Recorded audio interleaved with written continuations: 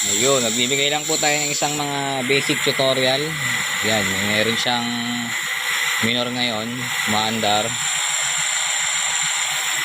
Pero nirekta ko yung ano niya, yung kanyang idle solenoid, yung nandito. Gumagana naman yung idle solenoid. Ayun o. Gumagana siya, pero pagka pinuso ko dun sa carb socket, ayan, tulad niya, magiging ganito siya, namamatay. Ayan o, namatay yung makina. Ibig sabihin, hindi sa idle solenoid yung problema.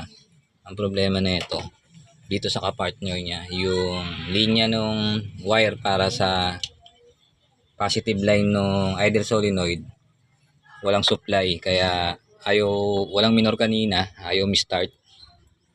Yun, buti, tirbukan muna natin. Akala ko nga yung idle solenoid yung sira, pero hindi pala yung idle solenoid na may problema. Nasa wiring.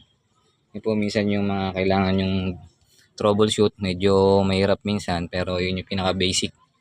Check nyo yung idle solenoid rekta, tsaka yung start. Pa nagkaroon ng minor, andun sa kabila, sa female socket ng carb yung problema.